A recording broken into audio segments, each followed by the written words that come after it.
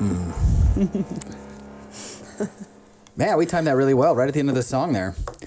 Welcome, welcome, welcome. This is Nothing Explained. I'm your host, Samson. Welcome to my podcast where I will attempt to explain nothing. Given the very difficult nature of explaining nothing, given you can't do it directly, I feel the only possible way to explain nothing is to explain everything.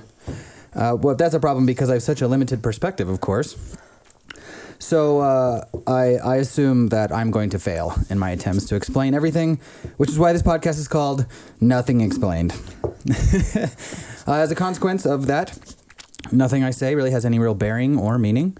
I do not give medical advice, legal advice, or financial advice, because advice is a legal term, and you have to have a license to give advice. I may occasionally offer suggestions, opinions, and you can do whatever you want with those. As one of my favorite sayings goes, you can take my opinion and $2.15 down to the local convenience store and get yourself a cup of coffee. Joining me today is my really good friend, Amanda Rosenberg. Hello there. And she will be helping me not explain the sacred feminine and its return. Rather synchronistically, this actually worked out very well. Recently, Amanda has gone and experienced a thing that we will get into in a bit. But it's totally on topic and works out really well because I did want to touch on the Harvey Weinstein thing. Do you know about Harvey Weinstein? Have you seen any of the stuff in the news yet? So, I'm pretty checked out. Yeah. Harvey Weinstein is the guy who started Miramax Films. Yeah. And I actually have seen it. Yeah, and he is, he's currently accused, and I have no reason to believe he is innocent of anything, of being a real scumbag. Currently, the list is up to like 34 women who have come out with very damaging stories, very awful things about him, and people including Angelina Jolie, Gwyneth Paltrow, Rose McGowan, Ashley Judd, Rosanna Arquette, Heather Graham, and many, many more. I imagine the list is well over 40 at this point. I was going to pull a thing. So, bookie markies.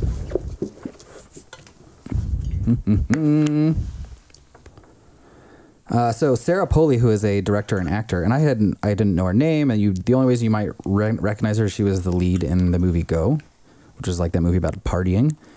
She said, most directors are insensitive men, and while I've met quite a few humane, kind, sensitive male directors and producers in my life, sadly they are the exception and not the rule. The industry doesn't tend to attract the most gentle and principled among us. Which is an interesting thing, because like here we are talking about this guy who has, used his position, very powerful position, to get what he wants, and in this case being his hands on a lady. And the question kind of comes down to, like, is he the exception to the rule, or is he the norm? And I think that the media and you want to believe the best, right? This is the lone wolf thing of like, it's a bad apple. That's how all these situations have always been painted. Classically, like Anthony Weiner very recently, lots of sex scandals in the media. Recently, Bill O'Reilly, Roger Ailes, also at Fox News. Fox News let go like 5 or 6 guys, but only a couple of them really made the news. Bill Cosby was big last year. Bill Clinton back in the 90s. Bill Clinton's always had something following him around. Very recently, Anthony Weiner, and a lot of people didn't even see Dennis Hastert, which was that's about as bad as it gets, but hardly anybody really knows that situation. So, but the question is like, what's going on here? We've moved past the bad wolf or the bad apple, the lone wolf, bad apple person. Like, that's always what happens.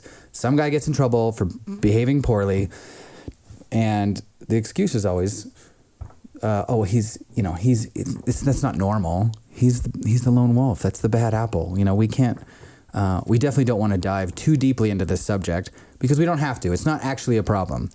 And I think that we can see very clearly with the Harvey Weinstein issue that it is very clearly an issue. And the question is whether or not this scandal is going to lead to a deeper conversation about systemic issues versus one guy who can't keep his pants on. And I did want to read another quote from a Hollywood actress who, this is Mayim Bialik. who is she played Blossom. Did you ever? I mean, you're probably. I was like, you're almost old enough. Yeah. The sister of Joey, he was the supporting actor. Whoa. And currently she is Amy Farrah Fowler. She plays Amy Farrah Fowler on The Big Bang Theory. She's Sheldon's girlfriend, I believe. I've only seen a couple seasons of that. But she's not stereotypical Hollywood pretty. And so I think that she has a unique perspective on these things. So she says, "I am grateful to bring Amy Farrah Fowler to life on the #1 sitcom in America. I'm honored to depict a feminist who speaks her mind, who loves science and her friends, and who sometimes wishes she were the hot girl. I can relate. I've wished for that too. And yet I've also experienced the upside of not being a perfect 10. As a proud feminist with little desire to diet, get plastic surgery, or hire a personal trainer, I have almost no experience with men asking me to meetings in their hotel rooms. Those of us in Hollywood who don't represent an impossible standard of beauty have the luxury, that's in air quotes, of being overlooked and in many cases ignored by men in power unless we can make them money. I still make choices every day as the 41-year-old actress, and I think of self-protecting and wise. Let's do that again. I still make choices every day as a 41-year-old actress that I think of as self-protecting and wise. I've decided that my sexual self is best reserved for private situations with those that I am most intimate with. I dress modestly. I don't act flirtatiously with men as a policy. I'm entirely aware that these types of choices might feel oppressive to many young feminists. Women should be able to wear whatever they want. They should be able to flirt however they want, with whomever they want. Why are we the ones who have to police our own behavior? In a perfect world, women should be free to act however they want, but our world isn't perfect. Nothing, absolutely nothing, excuses men for assaulting or abusing women, but we can't be naive about the culture we live in. I believe that we can change our culture, but it won't be something that happens overnight. We live in a society that has treated women with as disposable playmates for longer than Mr. Weinstein has been meeting ingenues in luxury hotel rooms. One major bright spot, we are seeing more women taking on prominent roles behind the camera. Women like Genji Kohan and Jill Soloway are showing all kinds of female characters on their shows that we all know in real life but never get to see on TV. And more women and men are waking up to the fact it is on us all to sound the alarm on unacceptable behavior. So that is a pretext for the return of the feminine and the stopping of this bad behavior. And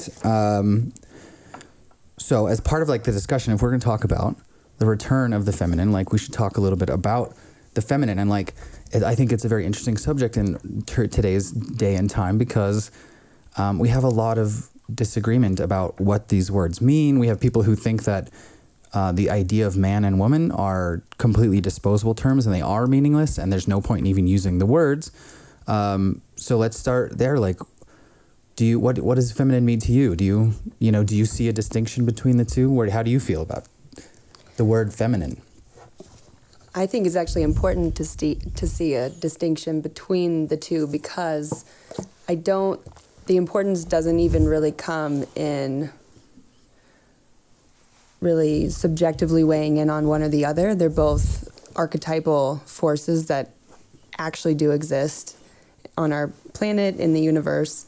And the feminine isn't something that I think it's very charged in our culture and in our world, but inherently it's a very necessary, similar to the masculine, it's a very necessary reality of existence. So for me, that's what I'm going for. That's what I'm intentioning. And so that's what I put my heart towards and what I wrap my mind around. Oh, well, let's do something maybe in the negative. You want to embody the feminine. Would you say that that's a true thing? You want to embody feminine? So what's something you might not do because it's not feminine? And not that you wouldn't never do it, but what's something that would maybe not be an identity all the time? Well, that's hard kind of for me to answer because I don't necessarily feel like I'm ever I'm desiring whatever comes up for me to be the way that I live and act versus trying to subjectively weigh in on something being bad or something good. So if a situation calls on me to be nurturing, to be space holding, if that's what's appropriate and if that's what I sort of intuit my role to be within said situation, then at that point, that would be a time when I would be embodying more of a feminine side of myself. In another situation, that would require more linear action, like actually like inserting myself, maybe even inserting my opinion, or in some way, shape, or form, like really acting on my environment. That, to me, is a more archetypal masculine construct, and there's times that are appropriate for that to happen as well. So, do you see, from that, do you see that at some point feminine might be more reactive and masculine might be more active, like the doing versus the reacting to what's happening kind of thing, like proactive versus reactive? I mean, I wouldn't delineate it as proactive and reactive because those are two very charged words. Yeah. But I would say that the masculine is, to me, when I think of the masculine, it is more of like an insertion, a more of a doing, a more of like an outward, like targeted approach. Whereas the feminine, I would say, is more responsive, maybe not reactive, but responsive. I can definitely see, like, I feel the like feminine flowing of, like the moving of, kind of like a water energy of like, yes, it's coming and you're directing it rather than telling it what's going to happen. Exactly. And both ways of doing things have a role in different circumstances at different times. Like one isn't, and they're both necessary and hold space for each other. That's a good segue. So this issue that we're talking about, like, well, okay, so like the name of I've named the podcast for today. The topic is the return of the sacred feminine. Feminine. So, it's a seminal topic. But so I wanted to make sure that you agree that the feminine has been suppressed, and that's something that we're working on, like a recharging of that situation. Yes, I would say that the last at least couple thousand years have seen a pretty significant demonizing would be like the worst side of things of the divine feminine. Yes. Okay. I don't think that I don't know what the mechanism is. I think about it all the time. I don't know if it's where we are in the universe or like somehow I don't know, like energy patterns we're sort of in right now, but it's definitely shifting and changing. It's not, well, I never would believe it was inherent, but I feel like if you observe anything in nature or anything in the universe, it's always sort of like a pendulum, sort of like ebbing and flowing. So I think it just is a natural progression of things for things to start to shift. Yeah. Yes, but yes, I would say that we have been in an age or an era of where the masculine sensibility and masculine constructs are like the rule, and the ruling force. Yes, I can agree with that. So if, like what, so that here we have men and the masculine, like suppressing the feminine, right? And so the male masculine needs to correct its behavior, right? So what role can the feminine play in what very much seems like a very masculine problem? Like, do you know what I'm saying? Like, where is the balance between you, and in the same way we can say the metaphor of like, if you're the victim of a situation, what is your role as the victim? Do you feel like it's the feminine's job to do nothing and just wait for the male to like fix it? Or like, what do you think what would you recommend women do? Like, that's a big question. I love that you asked me that question, because I've been feeling into this very thing, and I've been very passionate about it now for some time. And it's similar to the whole, concept that people seem to talk about with women, like let's say women CEOs. And what a woman CEO ends up doing is basically being almost like, the company's applauded because, wow, how diverse are they? They just hired a woman CEO. But in reality, the the entire construct of most companies are such that when a woman comes into that space, they're like a wolf in sheep's clothing. They are the expectation, and even oftentimes the woman who gets nominated into that position is already very masculine in her approach to leadership. That's all to say that, what do I think a women's role will be moving forward? I think that right now, the tendency of, especially the neo-feminist movement, it's a very masculine movement, actually. It's very it's very aggressive. It can be very aggressive, very loud, very, very, very vocal, very, in your face and adversarial. And I don't think I think that there's a time and a place and a purpose, and for all of that, having evolved over the 20th century, I think that's, sort of what's the natural progression of things. But moving forward, I think that if I were to ask women of something, it would be to not pose as a wolf in sheep's clothing in the pendulum swinging to the other way into the feminine. It would be to just utilize the same tactics, sort of like an eye for an eye type of approach. Well, we've had so many hundreds of years of this kind of oppression, so you're going to pay now. To me, and what I see in the actual evolution of humanity, if we're to actually evolve, and I mean progress in a good direction, it will have to involve the mutual respect and integration of the masculine and the feminine. And I think that from a leadership perspective, the feminine approach is actually conducive for leadership. It's much more democratic and space holding, and sort of take your turn and let's all weigh in on this together. And so I would beckon women to consider tapping into their feminine sides when they think about, potentially women coming into power, because to just to fulfill a lot of the similar characteristics that are in existence in leadership right now, with dictatorial linear force, is not really going to be the way that we're going to actually integrate the masculine and the feminine to be all inclusive and to honor their respective archetypes for their virtues, basically. Well, one of the reasons I think this is a very interesting topic, given especially around the outing of Harvey Weinstein, and I'm sure more people around him,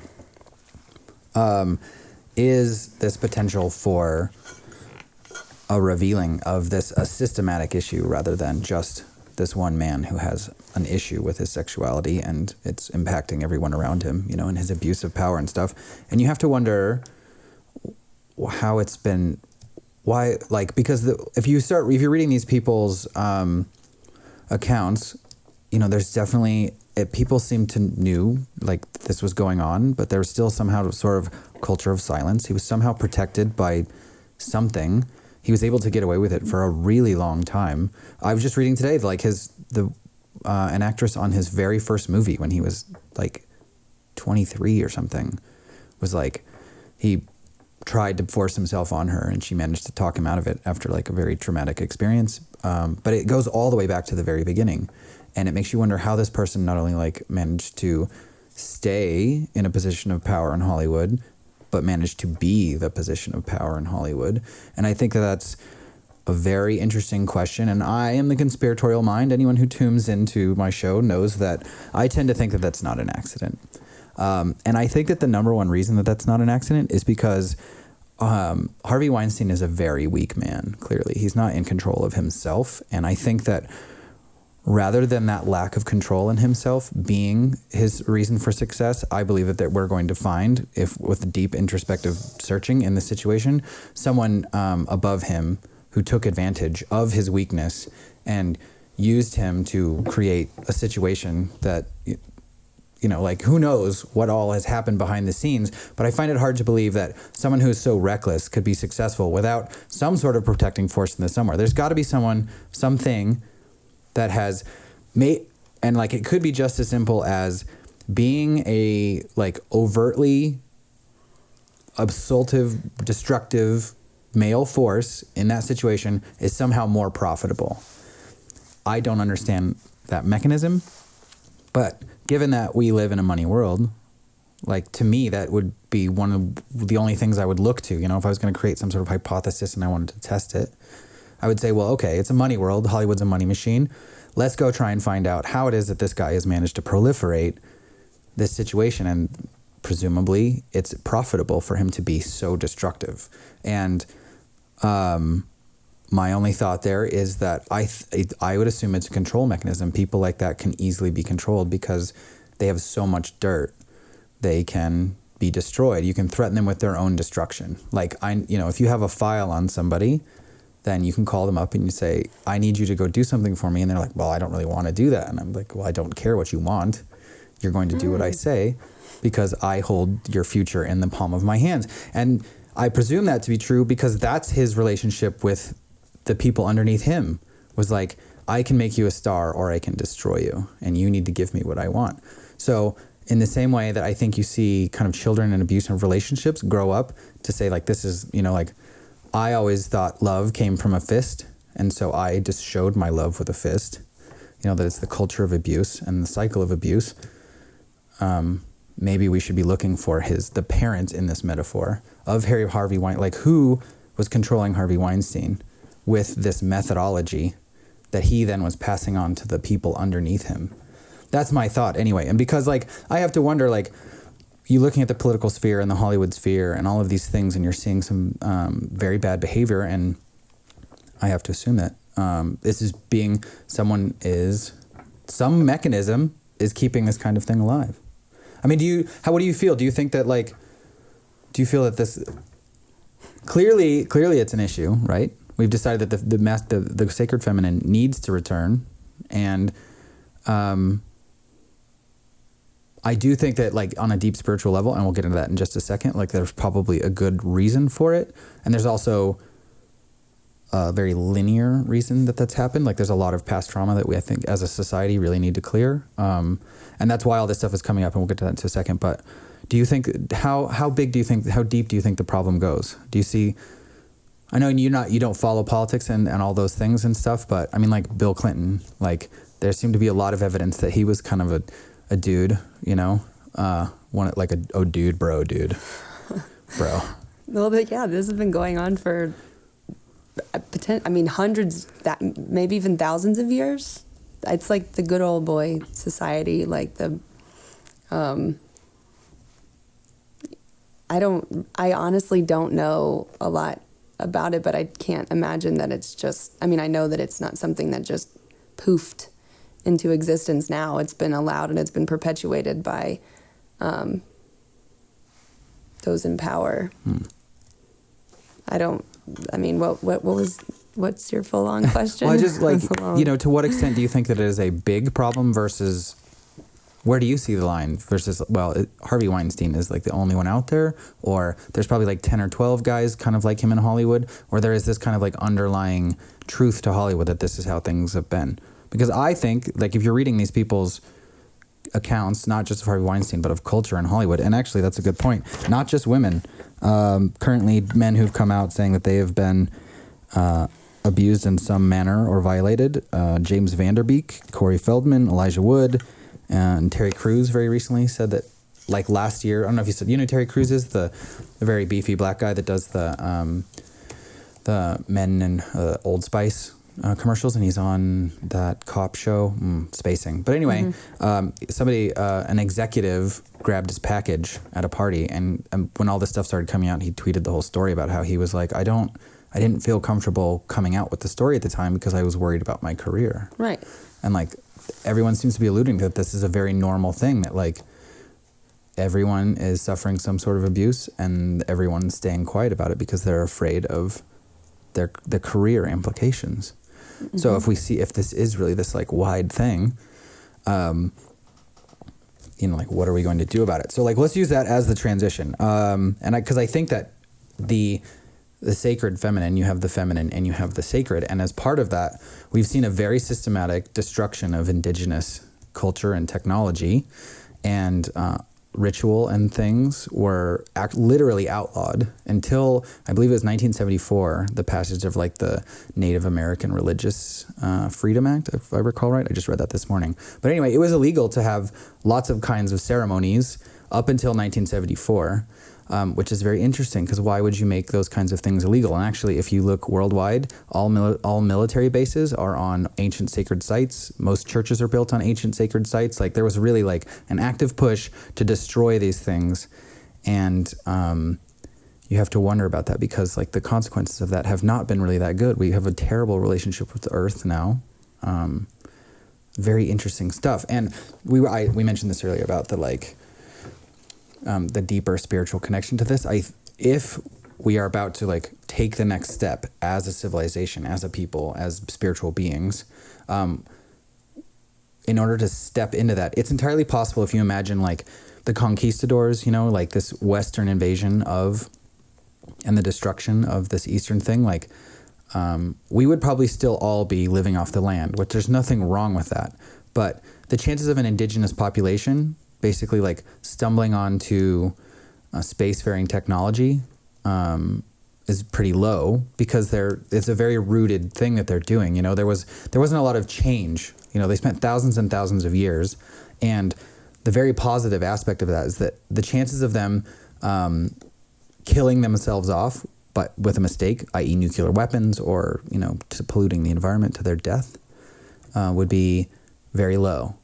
But their chances of actually getting off of this rock and now into space are also very low. And so there is this theory that you only have so much time on your rock before the rock shakes you off, basically, like volcanic eruptions, massive worldwide fires, asteroids, there's all these things, and the geological record, and it's becoming more and more accepted that these things were very common. And there's this theory out there that you as a people, like a spiritual, you come into this life and your long-term goal is to progress to a point both spiritually and physically. And the physical aspect is like to expand off the rock because eventually the rock is going to not be habitable. And we can't look, you can go far enough out and imagine the earth being inhabitable. And it might have to be 1 billion years when the sun explodes or whatever, but there's also this potential of like every 15,000 years, there's something that like basically wipes the planet clean. Or really close to clean. So there's this idea that we have to get off the rock.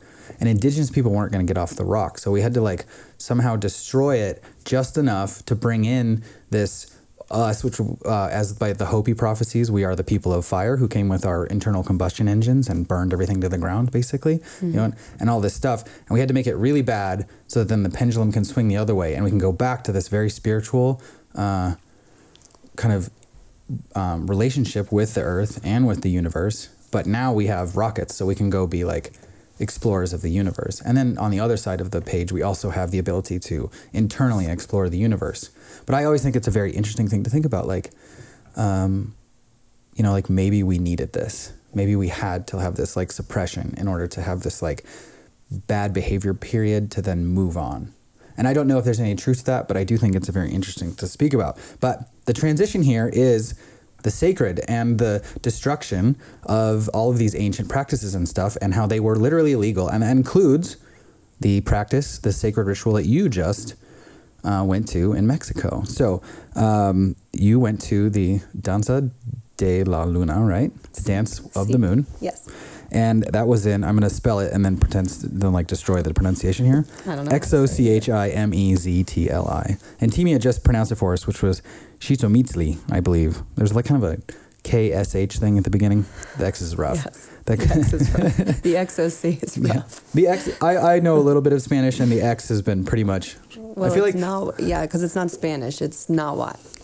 Yeah, which I really enjoy because my podcast is called Nothing Explained, and there's no E, just an X, because Twitter, that's one too many characters. But like, that's the X, and that X right there, you see, that's a very important X because that's been wiped off the map. You know, there's like most of like Colorado, that's a Spanish word, but that was a very indigenous native population that took over the place, and there was a name that had an X in it. It like begins with an X. Yeah. Well, it might have been the second character, but yeah, there was totally an X. And I just learned that 3 weeks ago on one of the other podcasts here on the network. So speaking of that, hey, we were the We Are Denver podcast network. So thank you for tuning in. Okay, so let's talk about you going to do this Dance with the Moon. So number one, how did you find out about this Dance with the Moon? I've had a girlfriend that I met last year working in California. She's from Spain, but spends half of her year in Mexico and half of her year in Canada. So she had heard about the moon dance living down in Mexico from friends of hers, and it was the first thing that she started to talk to me about when I first met her. And through a series of serendipitous events, I definitely committed to going with her. And now we're very dear friends now. And we just finished our second year together going down there. And you went with her the first year too? Correct. Okay. You know what, you've, because I just met you right before then, right about the same time this was being introduced to you as a concept. Yes. And I remember like, because we went to Burning Man together for those people out there. And at the end of Burning Man, you're like, I think I'm going to go to Mexico to this moon dance thing. But I did not know, after talking to you coming back from that, and you hinted a little bit this time about you going down there with someone. So, yeah, okay. So like, let's do that. When was it? This past year was October 4th through the 8th. Okay. Ish. And what is your what's your interpretation of like the whole purpose of this thing? Well, for one, it's a ritual, which I think humans naturally have an inclination towards ritual. There's a reverent, but also grounding, and from grounding, expanding quality to committing to something. The commitment at all and the discipline at all is something that I think humans benefit from in all of our humanness. But then, wait, what was your original question? What is it? Let's do what it really is. And tangent. It's all good. So it's a ritual. Nailed that. And there's something powerful about that, about the commitment and the discipline around the ritual. But it's also conceptually, I guess, more conceptually, it is a connecting with nature. It's an honoring of that connection with nature. And through connecting with nature, it is, we call it Mother Earth. There's a very feminine quality to the earth. It's like nurturing and sustaining. And so in getting back in connecting with the earth in these various ways that we do at the moon dance through ritual, we are also connecting and honoring the divine feminine kind of inherently in that process.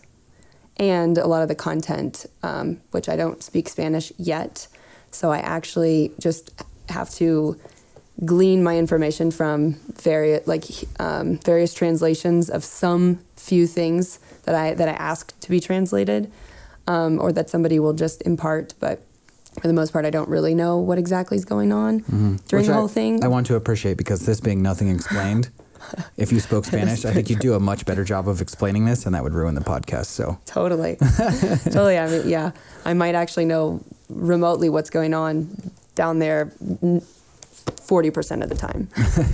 Okay, so like, let's do nuts and bolts. Like, what did you do? Like, what did we do? Yeah, not esoteric. What were you trying to do? How are you improving your relationship with Earth? But like, Correct. What did it actually entail? You arrive and you build your crown, which is out of like sacred sage and flowers, and you wear that every night, and then you use that throughout the year afterwards in ceremony back at home. And then you also prepare your prayers if you haven't already, and that kind of entails creating little bundles that are dedicated. One packet of 13 prayers is for love and passion. Another is for goals, dreams, and ambitions. Another 13 are for moments of clarity. And another 13 are for wounds that they said that you want to be deleted. I say that you want to be integrated. Or the translation said deleted, at least. I don't know. And then also 13 prayers for Mother Earth. And you kind of tie them all together, and then you find a spot around the periphery of the dance circle and tie them on. So you do that. And then eventually you get called in the evening to come to build and to light the fire. And everybody takes these little sticks that have a lot of oil in them, and you help light the fire. You bring all the rocks to the fire, you pile wood on top of the fire, and then everybody helps to light the fire. And it's from the rocks getting hot that the first Temescal happens. So, which is a sauna? Yeah, it's like a sauna. Sweat lodge. That's what we're looking for. Yeah, sweat lodge would be the word, I don't know, the phrase that we use here in the States. A little bit of a diminishing term, but totally. It's a hot room full of water. Yeah, are they earth and buildings? Well, they're on the earth, and there's nothing on the bottom, so you're connected to the earth while you're in there. But the top is built out of these like big sort of I don't know what building material, but they're in like a dome, and then they're covered with blankets and plastic wrap, and just to keep it sealed. And you like enter on your hands and knees, and you all file in, and you get very, very close, and then the men bring the hot rocks from the fire that everybody contributed to like making happen to commence the ceremony in the first place. Really, is the building of the fire, and then they bring the rocks from the fire, and everyone's singing, and they fill up the center hole in the middle of the Temescal inside with the rocks, and then we ask for the door to be closed, and they close the door.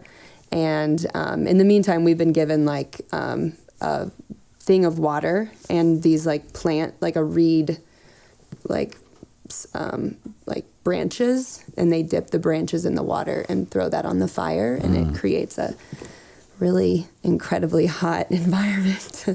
And we do that at sundown, and then go back and get dressed for the dance at night, and then you do your tobacco ceremony at the fire before you get in your lines for the dance. Then you get in your lines for the dance and file in, and basically like go around the circle. There are drums, there's singing. You can dance in whatever way you want, but you're kind of in your line, and you do that all night long until we have a break and we do our tobacco ceremony that we began earlier in the night at the sacred fire, the big sacred fire. And then you actually put the tobacco prayers into your chanupa and carry that with you all night. And then it's time to actually smoke the tobacco in the middle of the dancing circle. And you share with the women around you and the men even on the outside of the circle who are holding space and supporting. And then by morning, it's time to file out of the dance circle, and you go back. You dance all night. Mm-hmm. Okay. Yes, definitely, and it's hard. It's cold, and you're just very tired. So you were really, really hot. Really, really hot. And then you went and danced and got really, really cold. Really cold. And didn't sleep. Right. Okay, so that's day one. Well, yeah, and then I guess the full set of day one would be then you go back and you get changed and you do a Temescal in the morning. Okay. That's like a set. So you start with the Sweat Lodge Temescal. Correct. And you finish with that. Correct. Okay. Yeah, and then you have the day to sort of attempt to rest, but it's usually really hot in the sun. It's hard to sleep. And then around 5 or 6 o'clock, you start to hear the conch shell horns again, and it's ready to it's time to get ready for the sunset Temescal. Okay, so that's the sort of regimen. You do it 4 nights. So you start over. And you start over and over again. Hot, cold, hot. Hot, cold, hot. Hot, cold, hot. Well, and then hot, during the day, like real hot too. Oh, okay. So hot, melting cold, during hot, the day. Cold. Hot, cold, hot, cold, hot, cold, hot, cold. And hardly any sleep. Right. It's challenging to sleep, but it's very cool because you end up getting to this place where sleep just comes to you very quickly, even when you're sitting straight up, and you have like dreams while you're sitting straight up, or while you're in the Temescal and you like lay down because it's so hot and you're kind of struggling to breathe a little bit, and you like lay on the ground and you might doze off and then have this really incredible dream during that time.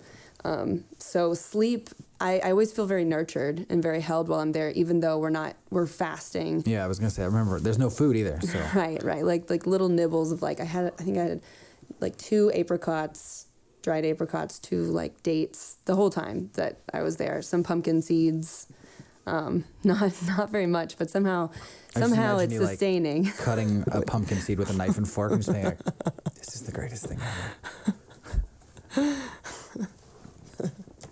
Okay, so 4 days of a major sweat lodge event, which also includes like dancing around a fire with hardly any sleep. So it's very intense. Let's talk about like some of the most intense parts of it for you. Like, well, I want people to get a really good idea. Yeah, of, like, no, absolutely. I mean, that's where the magic happens. Crazy nuts, but like it's nuts. Yeah, no, it is really nuts. We like often ask ourselves what exactly we're doing, because I mean, I don't know about everybody else, but I definitely grew up in a culture that like suffering is bad, and I've always said that I don't think I ever learned how to suffer, and because there is a way. There's a way to like become more integrated and to become more accepting of the process and accept it as being a reality of being a human. And so when it comes to like being very physically uncomfortable, you know, and then it even transcend, you know, kind of going down the rabbit hole into like even being panicky and feeling like it's suffering. It's like, I think there's a lot of rites of passage. I know there's a lot of rites of passage in that process of suffering. And so, or of just, I say suffering because that just seems like a fine word to use for it. But I mean, it's being very uncomfortable. And so some of the times that you're that I'm very, and I think other women would agree are very uncomfortable, would be when it's very hard to breathe and in the Temescal sometimes. And when your heart races for so long that it starts, it's sort of like a panicky feeling can sort of set in. And there's a lot of people that cry and that do seem like they are having full on panic attacks. It definitely happens. And I mean, I actually like, and it gets so hot, I actually physically burned the first couple layers, I think, of my face, skin on my face off. So it gets physically very hot. And your body's trying to temperature regulate. And so your heart's beating faster sort of to like help you try to cool. But your skin, the temperature outside is warmer than on the inside. And so you're taking on heat, and you're not really able to release heat as quickly as your body would like. And so you just start to get very overheated. Anyways, your mind and your whole body go through a lot, I think, during that. And then also being really tired and going around the dance circle over and over and over again and feeling like you want to go to sleep, but your like fingers are numb because they're so cold, because it's like it's like close to the mountains, so it's very cold. And looking at your friends next to you, and you both giving each other this look like, are we seriously going to do this again next year? Like, really? But knowing that you will. I mean, and then not being able to sleep during the day, sweating through your like sleeping mat, and like bugs, mud. Oh yeah, like putting your face in the mud a lot. Let's tell that story, because you said it was like the first day that was rainy. Oh yeah, it rained. So the whole grounds were like a massive mud pit. Trying to move in was just trying to set up camp and move in was something else. And so everybody had on their big rain gear and their rain boots. And we were lining up for the Temescal. And one of the abuelas, who actually was the first abuela I met last year on the bus, she taught us how to, of course it was in Spanish, so I didn't learn anything, but she evidently taught us how to like help prevent headaches, considering headaches are just kind of like a thing that happens there. Oh yeah, I can imagine that. Oh yeah, so she was the first abuela that really taught, you know, us anything when we first got on the bus the first day last year. So she was right there next to of the 25 Temescals, she was the abuela right there next to ours, and she was scolding everyone for wearing their boots. She was saying that it's not dishonoring, but you could be more honoring of the earth by connecting with it with the bottoms of your feet. And it was also rainy and cold, and she was saying that by doing that, by connecting your feet to the ground, the earth will help you in your entire body to acclimate to the current climate by doing that. And so you'll be much more comfortable if you just like go ahead and connect to the earth now. And so I took off my shoes. I was like, good, that sounds great. Like that's like, it was so resonant. That concept was so resonant that I took off my rain boots and never wore them again for the rest of the time. Did you feel an immediate sense of relief, or like, what's your impression of like, you know, I mean, I'd think you're cold and you don't want your feet to be cold, but you take your shoes off. So like, how did that work? Well, I guess right after I immediately got into the Temescal, so I was like crawling on my hands and knees at that point. So then I was really on the earth at that point. But after that, what I did notice is that I did have an initial feeling, like I was initially uncomfortable with having my feet just squished up to my ankles in the mud. You know, like that's not something that I realize it's not something that even though I love it and I love being dirty and getting into nature in a juicy kind of way, I realized I actually don't actually do it that often. And I was feeling how uncomfortable it was making me to like get so dirty / be so like squishy and cold. And that was my initial like feeling. But then it felt so important to me to just keep doing it anyway, and I kept doing it, and eventually like it was hard to imagine like putting shoes on. It was like my shoes almost felt like gross, because they were gross. I left them there. They were muddy and gross, you know, and they're very insulative. Yeah, it's a little tough to connect. So like on this subject matter, the woman you just met, Eutemia, she's part of a band called Balbo, and they just played live in studio. For anyone listening, you can click over on the YouTube channel, our live in studio channel, and check it out. And it's a three piece female band, all very powerful women. And one of the women, whose name is escaping me for some reason, because I'm bad at names sometimes. Give me 1 second. It's Pardis Eutemia, and oh god, I'm totally that guy right now. Anyway, it'll come to me in the middle of a sentence. She has a song, and one of the lyrics is, she's a big gardener. She has a wonderful relationship with the earth and dirt and plants and things.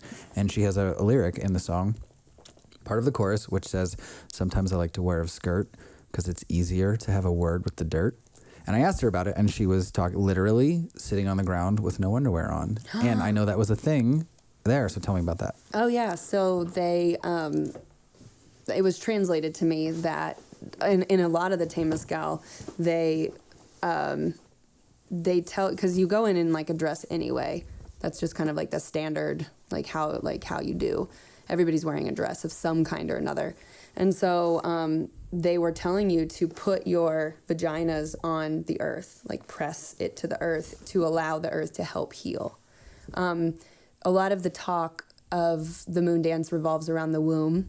The Temescals themselves are thought of as being the womb, the dance circle, also the womb, the actual vessel that the water is carried back and forth from the water, the place where the men get the water, into the Temescal. It's this kind of jug-shaped, beautiful clay vessel, like that's thought of as being the womb. It's the water carrier for the hot rocks. And so there's a lot of talk about the womb and about being reborn through these processes. Like from the womb, you go into the womb and you have this experience, and then you come back out of the womb and you're fundamentally changed. You're fundamentally different. Something has died and you've become reborn. So in that and taking that kind of macrocosmic concept and putting it into our bodies with our own wombs, there are various practices and meditation practices that we do that involve dedicating a time and attention to, the vagina, the womb, in various ways, to honor the notion that is our actual, in the flesh, sacred body part that gives life. It's like the creative center. And I think that there's a lot of musculature around the area, and I think that it's also a place where a lot of trauma, both from our lives and from past lives, ancestral trauma, collective trauma, can very easily get stored somehow, some way. Structurally, I'm not sure, but so by actually engaging in these practices, and both physical and like with our vaginas on the ground, and also through meditation practices and constantly dedicating thought and intention to womb healing, I think that that we're actually doing a lot of work, like through our physical bodies. We're doing work for the collective. It's really like I can feel it, and I can tell, and it feels potent and powerful. kind of. By the way, that's Olivia Blue, she wrote that song, and she's that's so cool, fucking fantastic artist. And I know. I think I need to meet her. We need to talk about. I feel yeah. I will definitely introduce you. I want to see your garden. Apparently, it's a magic place. So, but that the idea of pressing your vagina to the earth, I think that kind of ties back into this idea of the suppressed feminine. Because if you were to watch daytime television and look at the advertised relationship women have with grass stains, which is right. So far from putting your vagina on the earth, I think that the average daytime television watcher would be pretty horrified with the idea of putting your vagina on the earth. I think so too. So dirty. I think so too. I think so too. I actually had an experience. I can't believe I'm going to speak to this. That I had the best experience where it was kind of all of the Temescals were oriented in such a way that half of them were on higher ground than the others. So the ones that were on lower ground, they were they tried to put corn husks on the ground to try to create some kind of a barrier, but really they were just sopping wet water mud, an inch-ish, maybe sometimes a little more deep in some spots. And I think it was my second Temescal that I went in. And so the first one, she said the thing about putting your vagina on the earth, so I had that in the back of my mind. And so we are wading through mud to get into our spots in the first place. And at first I was oh God, and I was sitting on my dress just oh God. And then I remembered vagina's on the earth. Let's do it. Just go for it. And it was the soppiest, wettest, coldest, juiciest vagina on the earth session that I've officially ever had. And there was something incredibly powerful and transformative about it, I think it was in the willingness to do something that was literally the opposite of what that part of your body would ever want to be subjected to, let alone for a long period of time. And it's just the we're programmed for that to be deeply uncomfortable. And just the act of first of all committing to connect to the earth like that, but second of all committing to sort of defy that discomfort for a long, prolonged period of time, and not only do it but also really be really into it, was actually an incredibly empowering and powerful process that I didn't really foresee as being when I was actually in it, because it was so ungodly uncomfortable. but it was amazing. And then we were talking about it afterwards very candidly, just we went full vagina and full interface in the earth. Plug that USB port in. You gotta go full. Okay, so the two-part question.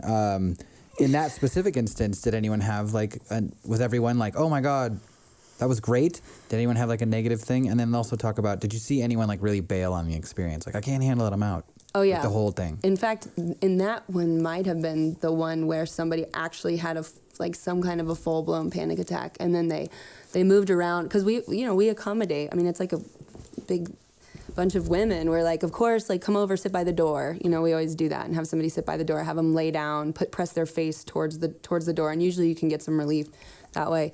So we did that, and then she just had another panic attack and she left. And I think that was actually that Temescal, maybe. But I don't speak Spanish, so I don't know what she was saying was the root of the problem. Speaker. Yes. Yes. Actually, what was the ratio of? Probably 99.5 to 1. And maybe. So there's 700 people there. So you're saying that. So maybe no, not even. I mean, as far as full on English speakers versus full on Spanish speakers, because that's most people are full on Spanish speakers. Then there's European women, for sure, but mostly Spanish, women from a Spanish speaking country, and then some European women that can usually, that speak pretty good English. And then there's I only met very few people who didn't speak Spanish at all, who only spoke English. So you said there were 700 people there or something. Something like that. But you're saying maybe 15 or 20 English speakers or something. Well, I don't know how many of all those. I mean, there's many Spanish speaking women who speak English too. So, like, I mean, I couldn't tell you what percentage of, but there are a lot of women there who do not speak English. You know, so, I mean, I couldn't even begin to tell you because I don't insert my English very often. I only do it at like bare minimum requirements. That's just where I've been at these first 2 years. I'm going to migrate into a different sensibility in my next years, but it's been an important part of my personal process to not know the language and to feel. And so I don't really insert my English all that much. So I don't really know. I couldn't tell. I don't even have a remote bearing on how many people speak English versus don't. Because I just listen to the Spanish and just see what I can understand from it, from like what it feels like. Yeah. Well, I want to we had a like kind of a laugh about that, and I want to recap that. So like you're sitting here very cold or very hot in this, or not sleeping, not very well fed in this whole thing, which is like very challenging. Yes. Sure. Okay, and then we're gonna throw on top of it, but you have no idea what anyone's saying. So you're sitting there and you're in some sort of miserable condition, and you're thinking to yourself, why am I here? And all of the people who are explaining why you're there, you don't understand them. Right. That is a time when like, I mean, I've got to be pretty good about just it's been lessons for me in surrendering, complete surrender to and trusting to what's going on. And that's been like a huge, beautiful process for me and my personal relationship to the moon dance. But I will say that there are some pretty crucial times where I feel like it would just be nice to actually have some said thing explained, but that hasn't been an option. And that's been, I think that it's been a place of incredible growth for me to continue to sit with not knowing and just trusting and like surrendering to my like internal process and to like turning my attention inward over and over and over again and committing to doing that. And to not really have the option to not. I think that that's been like important for me in my relationship to the culture. And for now, like the intention is to learn Spanish and then to start to learn the content. My personal journey entails being like highly intellectual my whole life, highly cerebral. And I'm right there with you. Yes. And yoga has helped me become more to like develop an embodiment practice. All sorts of meditation practices have helped me to develop an embodiment practice, and to become more embodied. And this, to me, not learning the language is like an extension of that, of my embodiment practice. I can get cerebral and highly intellectualized very quickly, and I have a propensity for it. And I actually have a drive to find out the why behind absolutely everything and to read about something in advance. And so it's been a very deliberate process for me to not do that as part of the medicine of the entire moon dance. So back to the original question. Well, that was, we were talking about not knowing the language. What's going on. Yes, in the middle yes. of this most challenging thing, you're even more lost than the average person. There. Correct. And do I wish at any moment that I knew do I wish I knew Spanish ultimately? Yes. I think that would be amazing, and I will. But so far, it's been a really good journey for me to not know Spanish. There's been much purpose behind that. Okay, so another thing that you've mentioned in our chats over the last couple of days, which I thought is really interesting and super, super appropriate. The first, so this year you had your little prayers, your little bundles prepared. Mm-hmm. And that's where I want to go. But before that, like, what did you do last year? Because you didn't know that. So like, what did you prepare the last year, the first time you went? How did that work? Well, I actually did in advance know that I needed to prepare these prayers, but I just did them to the best of my ability. I actually did the same thing both years. I happened to be in California at the time, so I gathered all of my prayer bundle material from the woods in California. Yeah, I thought that was the second year. Okay, well, that's what I want to talk about, because we had a very interesting conversation about this man who was very domineering, and he had a very poor relationship with all the women around him, including all the women who work for him. And no? No, that the place where I gathered all of my prayer bundles was a place that I thought it was on the coast of California, and I thought that it probably had experienced a lot of like Native American like hardship and trauma and brutalization. I thought this was related to the bad relationship with that feminine plant. Well, I can't say that the person that I was with, the working for. I thought that time, was that property. That's what I was saying. No, okay, it's a different property. Okay, good. Well, I was going to say that's a very interesting way of healing, because in my head you told me that story, and I thought you were like healing that specific space. But I mean, sure. Well, that's not nearly as significant, so we don't have to go there. Yeah, but, so you went to this place, and you felt like it needed a lot of healing, and so you collected items from the area, and they became the kind of like the holders of these prayers, right? Correct. So tell me how that works. Yeah, I don't know I don't know. Like a lot of these rituals are still, for me, embedded in the discipline of committing to doing them and to trying, to just doing it and to trying. And so I don't really know the why necessarily, but you are supposed to collect natural materials from your environment that mean something to you, I think. So I use like leaves and grass and flowers and from various environments that I spend time in. A lot of, they're natural materials. They like come from the earth, and you like build your prayers on that. I think that's a very, like relevant action to do. You're not using like petrochemicals in your prayer bundles or whatever. You're not dousing them in gasoline before you set them on fire. So yeah, I don't. So similarly to the tobacco ceremony, where you use this natural plant to be the vehicle of your prayers. When this organic matter burns, it literally goes up into smoke, and goes upwards. And there's something very, it's a visual to really hold on to. And I also think that there's something like physically relevant about that concept, that you invest time and energy and attention and intention into these natural materials, and then you light them on fire. And when they completely burn, they form smoke that goes upwards. It just kind of works out, I think. So we're nearing the end, so we'll kind of quicken the pace a bit here. So that was the first year. What did you do for gathering this year? Where did those things come from? This year I gathered it from my house in Colorado. And from I gathered some from the land there as well. There's tons of flowers and beautiful agave and cacti all over the property. So yeah, I gathered it from wherever I kind of was, whatever called to me.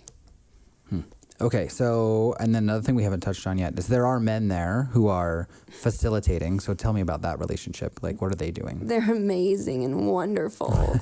I am so deeply touched and in love with these men that hold space. They're so loving and gentle and kind and dedicated. And when you tell them thank you, because they keep the fire going, they bring and clean all the rocks for us in anticipation. They for the Temazcal, they open and close the doors for us. They also bring us tea for afterwards and tea in the middle of the night while we're dancing. And they line up around the exterior of the circle a lot of the times, and a lot of them are sun dancers, and they are dancing as well.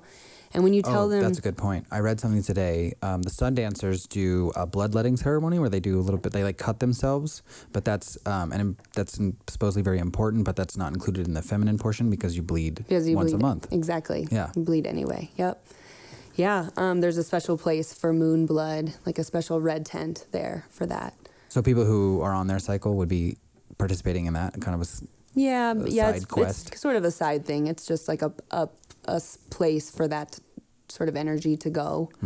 And I'm sure I've never personally been on my moon whenever I was there, so I've actually never experienced it, but I would imagine it to be it's that which your body is letting go of. I would imagine it to be sort of like a ceremony, you could make it into a ceremonial endeavor while you're there. I know I would. But yeah, the men hold this really beautiful space, and when you tell them thank you, I've had several of them say no, thank you.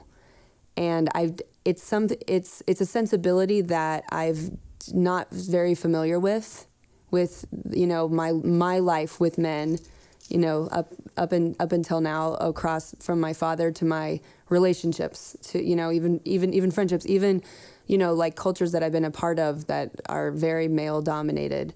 I feel like my relationship to the masculine has needed, and not to mention, I think that I hold a lot of collective trauma as well that I'm designed in this life to work through. As part of my role. And so for me, that's one of the most healing parts of the moon dance is observing and interacting with the men who are there in this incredibly deeply moving, special, like loving paradigm of honoring and of respect for the divine feminine. Yeah, it's one of my favorite elements. So, and then other like the vast majority of your sacred ceremonies and stuff will be open and closed with the directions, and I assume that was something that happened, right? Yes. Yeah, it was beautiful. There's a certain song that gets sung, and they sound off all the horn, like the conch shells, and each of the directions and up and down, and that opens every moon dance, and then each night, and then that's the final. Like kind of big ceremony to end it, and when the sun's kind of broken through the sky and the end is nearing, then that's when they start that.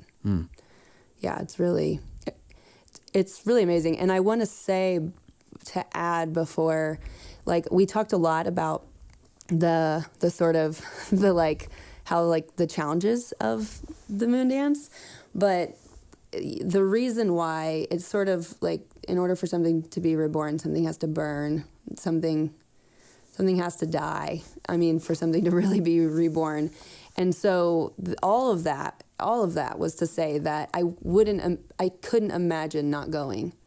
Even though it's so hard, and even though when you're there, my girlfriends and I all were like joking about how we were like, wait, why on earth are we here? This is definitely the hardest thing that we do in our lives, for sure. But it's from that like it's from the discomfort, it's from the sitting with the discomfort that I think like where the power and the potency lies. I mean, even physically burning the top layer of my skin off, and it's peeled over the last few days. It's like that had to die in order for this new skin, for the new skin to be reborn underneath into something transformed. And so, yeah, well, there was a lot of talk about how like challenging it was, but that's all to say that it's for this like growth process, and it's potent. The synchronicity and the magic that feels like it happens there is like nothing I have any orienting to in my life otherwise. So, as far as like putting yourself like way out there and like experiencing this thing that's very difficult, and the perspective that's granted for you, like what's something that you might have thought would be like really challenging that now when you're faced with, you think, fuck that, I've done the moon dance. This is easy. Well, it's funny. I was just experiencing that earlier today when I was imagining going back and doing combo again after I did it this past February, 3 times within a moon cycle, and it was so hard, and it was just so rough, and my body just was like, just really was struggling, and I haven't been able to wrap my mind around doing it again. But just today, it's actually my birthday tomorrow, and I was like, don't really have any plans. I've just been kind of open to, whatever. And I was imagining like, oh my gosh, like I feel like combo would be a really cool thing to do. I feel like for the first time since I did it in February that I'm ready to do it again, because there's something about what I just went through in the moon dance that was incredibly empowering and strengthening. That I feel more equipped now. That I feel like I could do combo again. Whereas before I was like, I couldn't wrap my mind around going back and going through it. But now I do. Now I'm very clear, like, okay, I'm ready for some more of that cleansing. Right on. Yeah. So final closing thoughts. We've gone a little bit over, but I'm totally fine with that. This has been an excellent conversation. Thank you for joining me. Thank you for having me. Like as we were talking about, like kind of this like the re-inhabiting of the sacred feminine, you know, I would definitely like to welcome anyone out there to challenge your boundaries, whatever. If you are a woman, find your female power. If you are a man, seek that side of you that is feminine. Be more sensitive and open, less judgmental and forward, and maybe more flowing and accepting and working with, you know, and but get out there and, you know, challenge what you could think and see and feel about the world and whatever. And so, like, taking it back to where we started this whole thing, and this thing we have this like kind of major sexual scandal that's coming out in the news right now, and the potential for it to grow way beyond one person and to maybe really attack like this, what I consider a systemic problem. I think one of the really interesting potentials that we have is not only these people who are saying, I was approached by this person, whoever that might have been, and told that if I did not engage in this particular behavior, they would be threatening my career, you know, like they would remove the potential for me to have an advancement in my career. And I think that there's a very interesting potential for the kind of other polarity of that, of people who were perfectly content and happy and did not feel violated in their ability to use their sexuality to move forward their career. And how interesting it would be if we also had these people who felt violated by that situation. We had other people coming forward being like, oh yeah, I slept with this guy, that guy, and that guy. That guy got me that role, that guy got me that role, and that guy introduced me to the guy that got me that role. And I'm totally okay with it. Mm-hmm. Because I think if people also, it's okay to like, if, you know, like that's your relationship with it. And I don't expect you to be, you don't have to be embarrassed. You know, it didn't have to be traumatic, but it would also be very important for people to see that that is a behavior that exists. And if you want to talk about the culture of like how we're dealing with stuff, like those are things that also should be brought out into the light, is that like, I did that knowingly. You know, I engaged in these behaviors knowingly. I advanced my career knowingly. And I think that's also very interesting. And not attaching bad or good to it, but just bringing it out into the light. And I think that would be a very interesting if suddenly we saw this like flood of people onto Twitter being like, this is the 100 times that I slept with someone to make sure that I put food on my table, you know? Because like, I don't know if you agree or not, but you know, like this is what we're talking about. It's like the bringing out into the light of the power, you know, the feminine power. And that is a power, and it may or may not be distorted or contorted or misused, but I think that that's a conversation that we all need to have. So yes. With that, that has been Nothing Explained. I have been joined by Amanda Rosenberg. Thank you very much. She's helped me to explain absolutely nothing. This is all part of the WeAreDenver podcast network. Find us on YouTube at WeAreDenver. Please like and subscribe if you do like and want to subscribe. Over there, hiding behind the glass, is Rich. He runs this whole place, and he's donating our time to us, and he's amazing. Over there, running video, is Miles. Thank you again. He's an awesome dude, and I'm so happy to be here. And we'll see you next week. Thanks, guys.